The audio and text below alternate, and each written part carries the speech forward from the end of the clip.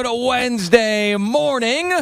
We do have some baseball we will get into. It was not a great night. The Aaron Judge-less Yankees look absolutely lifeless, and it doesn't look like he's going to be back, at least in a couple of days. It might take a little bit longer for him to return to the lineup, and everything was going great until it wasn't. Last night in Atlanta for the New York Mets, it looked like they were on their way to a win, the first of this series. Of course, then with Scherzer and Verlander after that, and then everything fell apart. Cookie Carrasco ran out of gas, the bullpen blew it, and then the Mets couldn't get back over the hump offensively after scoring some runs. But right at the end of the show, yesterday, I saw this breaking news, because that's the only time that news breaks in sports, is right at the end of our program, that LIV Golf and the PGA Tour had reached an agreement to merge.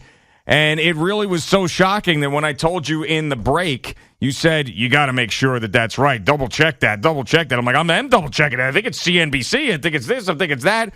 Because nobody saw this coming, at least not this soon.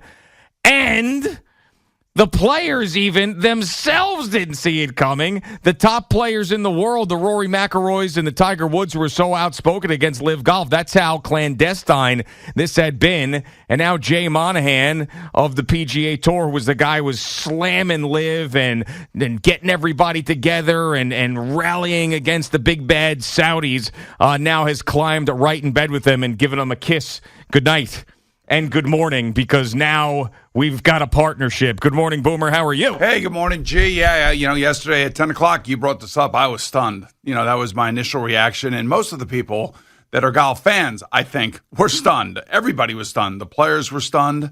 This happened, it looks to be over the last 5 to 6 to 7 weeks. It took place over in London, over golf outings and lunch, and it was not transparent at all. It was behind the scenes. The players had no idea. The agents had no idea.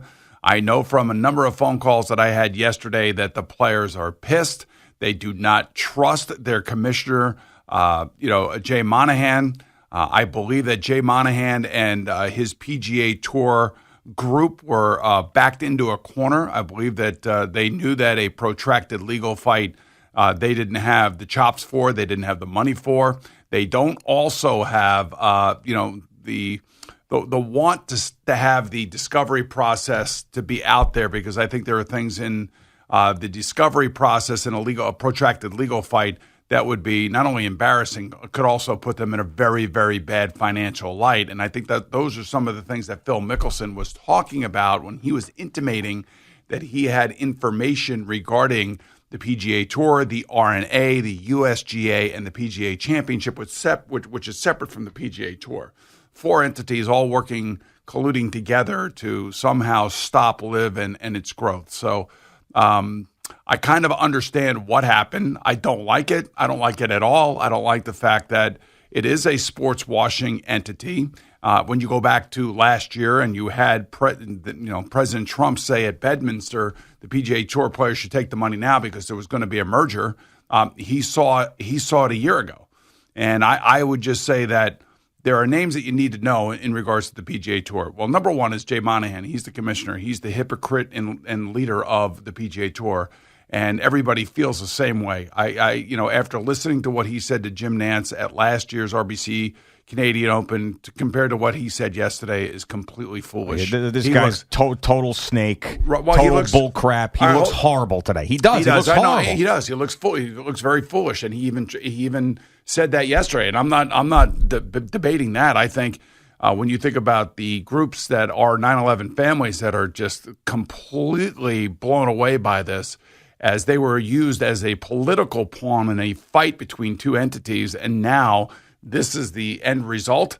If I were a part of one of those family groups, I'd be pissed off too. I'd be so disgusted with USA Golf, PGA Tour Golf, and its leadership that especially that guy. Well, it's not just that guy. I mean, he would sit. I know it's not just him. But he's the face. He's the face of PGA Tour. So he's the voice. He's the one that everybody's going to run to, that everybody's going to interview. There are people behind him that are advising him. And it was very interesting that a number of these people, I'm familiar with. I know who they are. I know they're good people in general. But I also realize that they're practical people. And if practical people sit in a room, go out and play golf, have some drinks together, go out to dinner, and do all this clandestine work behind the scenes, they're doing it for a reason. And they're doing it because they sense that they don't have the money for a protracted legal fight. They don't want the embarrassing, discovery process papers being exposed in public. And they want to save their own ass. They want to save their own job. Monahan, who works for the PGA Tour, which is supposedly a non-for-profit right now, makes close to $9 million a year for a nonprofit. How is that possible? Now the interesting thing is that this new entity that is going to receive an infusion of massive cash from the Saudi Public Investment Fund is going to be a for-profit entity. It is no longer going to be a 501c3, a charity entity, although it will have a charity arm. But overall, the Saudis are smart. They don't want to get involved with the IRS. Now, interestingly enough, the other aspect to all of this is that, initially, LIV Golf was saying that the PGA Tour is a monopoly. That's what they were saying, that there should be two entities that should be free to be able to play, and the players should be able to go back and forth and play whatever they want, wherever they want, however they want. Mm-hmm. And now what they're doing is they're creating even a bigger monopoly, with this infusion of cash from the Saudi Public Investment Fund.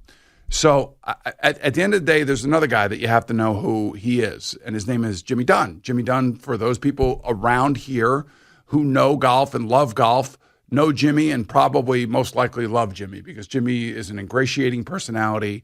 He belongs to every single major golf club in America and in the world that you could possibly I've heard stories about him playing 200 rounds of golf a year. You would love to do that. Sure. No, absolutely. I'm on my way to that this summer. And maybe someday he'll take you out to Shinnecock or somewhere else. That would be great. But he also was the founder of Sandler O'Neill, which lost over 60 people on 9/11. And oddly enough, he was named a policy board member of the PGA Tour in 2023. And, he's a Wall Street guy. He's a financial survivor. He knows, the ins and the outs and the negotiations and the way around things and how to save different companies. And to me, when you talk merger in a lot of ways, especially in this way, where there's one entity that may have the public sentiment on their side, which I do believe the PGA Tour had, because I don't think LIV was going to last much longer. I really don't. I think maybe another 2 to 3 years that they were losing money. They're on the CW, for God's sake. Nobody's watching it. Yeah. So I do believe that guys like Ed Hurley and Jim Dunn and maybe a few others that are close to Jay Monahan were looking at this and said, look, man, they're going to invest billions and billions of dollars into the game of golf, and we can spin it as this is great for the game of golf, and we're growing golf worldwide, and you're going to have to take the slings and arrows of looking like a hypocrite. And I think financially we got to be realists here, and we got to take the money and we got to do the partnership, whether I like it or not, the 9/11 families like it or not. It's a practical way of looking at it, and you have somebody who was directly involved. And I was looking at a Golf Digest article about Jimmy Dunn that goes back a couple of years, how he was talking about he would never want to do business with the Saudis. He would, because of the impact of 9/11 and everything else. And his words now look hypocritical. Well, yeah, of course. So, but they are practical. I'm just telling you, either the PGA Tour is going to be embarrassed by some sort of financial disclosure or some sort of collusion disclosure or some sort of facts that are in papers of discovery that they did not want to have come public. They did not want to have a prolonged and protracted legal fight. Let me ask you a they question don't have the here. money, and they got backed into a corner where the Saudis came in and said, look, we'll be your partners, and we'll invest this amount of money. And guess what? All the top-end people that are running the PGA Tour get to keep their jobs, get to make even more money. Yeah. And then now it comes down to this. As I wake up this morning, I know the players are pissed. Yeah. I'm sorry. I'm sorry. I know the players are pissed. And I know that they don't trust the PGA Tour leadership. And I know they had a meeting at the RBC Canadian Open yesterday. Somehow, some way, they're going to have to make those guys whole that stayed with the PGA Tour, and I don't know how that's going to happen. Now you go ahead. All right, I just had a question for you. Oh, hold on a second. Just get my feet off the desk. So, if LIV was going to go away in a couple of years, and you can drop this lawsuit at any point because that's what you were trying to do, is get LIV to stop. Why still go into bed with them when this could have been over with in a couple of years? Just because of the fact that they could all make out like bandits with money? Why couldn't they wait this out and let LIV dissolve if everybody was so sure it was going to be gone in 2 years? Legal discovery papers. That's why. They could drop the lawsuit. No, they wouldn't have dropped the lawsuit. Why not? The lawsuits would have kept going. All lawsuits are dropped as of today, as of yesterday. But wasn't the PGA the one who filed it, though? No, LIV has filed against. They also have filed. They have also filed. Yes, so there's discovery papers out there. So they have to. And you have to remember, Phil Mickelson was intimating to extraordinary information that he had regarding the PGA Tour. Right. Extraordinary. Like, he was basically threatening them publicly. Yeah. And that happened at the PGA Championships 2 weeks ago. And there's no way, by the way, the last thing you said about the players that didn't take the money from the PGA Tour, there's absolutely no way that they're going to be able to make them whole because they got guaranteed money up front. Dustin Johnson, $100 million. You had Cam Smith, $120 million. All up front that goes right into their bank account immediately. There is no way that a guy like Scotty Scheffler, Rory McIlroy, any of those guys, because Hideki Matsuyama, who was on the world stage, was again, a lot of this stuff is rumored to have been offered north of $250 million because of who he is and where he's from. Yeah, of course. So there is no way. I don't care what Jay Monahan says, especially the players are not going to care what he says now because his word is crap. But there is no way that they're going to be able to make up that money. So if I was one of those guys who's fighting for the PGA Tour, if you watch Full Swing, Rory McIlroy, everybody getting together with Jay Monahan, let's go, let's hold hands, let's make sure that we are together on this whole situation to defeat the bad guys because we are the good guys. I'm not going to take that guaranteed money from the Saudis. Now they're looking like I trusted the wrong person. I could have been set even more so. I lost out on a guaranteed $150 or $200 million just for these guys who said that they had my back to do an about face. Well, Jay Monahan may have saved the PGA Tour, but I believe he should resign. They should give him a package, let him go, and see you later. Because, this is just going to be a reoccurring theme for a lot of people that are totally against this. And he'll have to explain to the players. Now, remember, initially, LIV Golf and Phil Mickelson wanted to have meetings with Jay Monahan, and they wanted to do this in conjunction with the PGA Tour. The PGA Tour would not take any meetings initially. They wouldn't take a meeting. Mm-hmm. So they had no other choice but to go after the PGA Tour by signing the big-name players and convincing them to take the money. And that's why Brooks Koepka took the money. That's why Dustin Johnson took the money. That's why Phil Mickelson took the money, and so on and so forth, because they would never come to the table. And now all of a sudden, a clandestine 5 or 6 weeks, 7 weeks in London without anybody knowing anything, including Greg Norman, the CEO of LIV Golf. He didn't know either. Yeah. So you have this guy from LIV Golf, and you have Jay Monahan and his guys around him trying to put a deal together, and they see dollar signs. That's exactly what they see, and they also know that they don't want to be embarrassed through the discovery process when they get into this protracted legal fight, and they were backed into a corner. And the other thing, too, remember, Jay Monahan elevated a number of events, including the Travelers, which we're going to be at in a week or 2 weeks, right? Yeah, where we have an hour each with the top golfers in the world. If we don't, there's no reason to go. Right, we'll actually leave. If we don't have one of those guests by 6:25, we're leaving the site. So here's the thing. He elevated a number of these events to $20 million purses, which is great for the players that are playing. Yeah. Unfortunately, he created like a mini event within the PGA Tour because other events don't have those golfers going to them because they don't have the elevated purse. You see what I'm saying? Sure. So he's separate, like he made a tour within a tour. And I would think, just from a practical standpoint, that the sponsors of those other tour events, which are no longer elevated or are not elevated, I would think that they would be upset because the top players, many of the top players, are not playing in those tour events. Yeah, and I really don't think, I know there's going to be people that'll be angry and call today, and those that were connected to 9/11 will be angry, and they will sound off, and rightfully so. And there's absolutely no way that I could sit there and say that you shouldn't be upset about this. But I do think for the majority of people that enjoy watching golf, that enjoy watching the Masters and all of the majors every single year, for everybody who loves the game, that watches the best in the world do amazing things that you wish you could do out there on the golf course, nobody is going to care.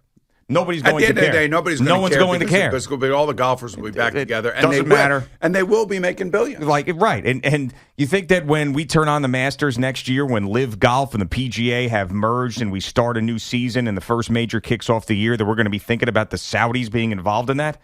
No. Absolutely not. No way. I'm not thinking about. I didn't think about it this year. The only reason I thought about it was because this is the first time I saw those guys in a very long time playing. The Brooks Koepkas, the Bryson DeChambeaus, the Phil Mickelsons, and how it was interesting that they were at the top of the leaderboard, and that was the storyline. That was it. I wasn't sitting there going, "Wow, Augusta's ruined because these guys who took the blood money are now out there putting." Over there in Augusta amongst the azalea bushes. Yeah, I wasn't thinking that, and nobody will. The big problem that the PGA Tour has now is just the hypocritical nature of what it looks like compared to what they were talking about just 8 months ago, and how they were fighting and fighting and fighting. And you go back and you look at all these old quotes and everything that all these different insiders have had in regards to this. Now you realize that they can be bought off, essentially, which is what happened here. And, for the players on the PGA Tour, it'd be interesting to see. I thought Jeff Ogilvy was probably one of the smarter guys yesterday. He said, you know what, I just want to, before I have my emotional reaction, essentially, I'm paraphrasing here, I just want to hear everything that's going on and how it's going to affect us. At this point, we don't know. And they don't know. And I don't even think that they've really figured out how they're going to do this and how they're going to allow the LIV players to come back onto the PGA Tour or the DP World Tour, and how they're going to integrate them all starting next year. That all starts next year. By the way. Yeah, right. It's not going to happen. It's not yet. Now it's going to start the 2024 season. I go back to the protracted legal fight. I go back to getting backed into a corner. I go back to having practical advisors saying, we're going to have to do this if we want to save the PGA Tour. If we want to save it the way it is now, not only can we save it, we can totally financially enhance it by becoming partners with the Saudi Public Investment Fund. That is exactly what has happened, and they were brought to the table, and the pressure got so big and the money has gotten so big that they had no choice but to eat their words and look like fools. Yeah, and basically, if they did not do this deal, it was a lock that the PGA Tour was going to go right into the toilet. I don't know if it's a lock, but I know that they're being advised. Because people are going to want to know that. I will say that lawyers were making hundreds of thousands, if not millions of dollars in this fight. The lawyers always win in these fights. They're the ones that are always pocketing the cash in the beginning. They're That's getting right. paid up front. They're lawyers. They don't care about anything but money.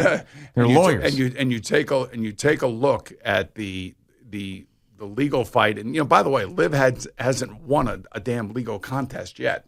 They haven't won anything. Yeah, but they don't even care at this point, right? Because it's just throw money at it until you cave, until you get down on your knee. And look at it, and you said a very funny thing yesterday, and I said this to a couple of my buddies that I was talking to last night, and they thought it was brilliant. And you said yesterday on a text thread that you were wondering when Kyrie and the NBA were going. Well, yeah. Yeah, but that's going to be next. That will be. I mean, watch out. I think Major League Baseball and the NBA more so. But those two are probably in the sights because this is a huge victory. If you were part of this Saudi sports watching public trust fund, whatever, and you saw this victory here, what's next? And I'm not sniffing for sports minutes. I'm sniffing for the biggest, baddest players in the NBA, which is a global game. And I'm going to start LIV basketball and hand LeBron James, $250 million to go right into his bank account so he can go play over there in some sort of 3-on-3 tournament in, Islamabad. Well, look at what they're doing now with soccer. Yep. I mean, that's all you have to see. That the money is endless. The oil is flowing. public policy here in this country is basically fueling a lot of it. Yep. And here we go. And I can totally, and I am on the side of the 9/11 family groups that look at this as just basically a stab in the back because they were the ones that were supporting the PGA Tour. Right. Well, the PGA Tour and Jay Monahan and the others that you mentioned basically held them up as a shield. Mm-hmm. And then when the money got too great, they tossed them aside. And that's embarrassing and it's insulting. All right, we do have to take a break. We will get Jerry in here. He's going to tell you about the baseball and everything else that happened in sports last night.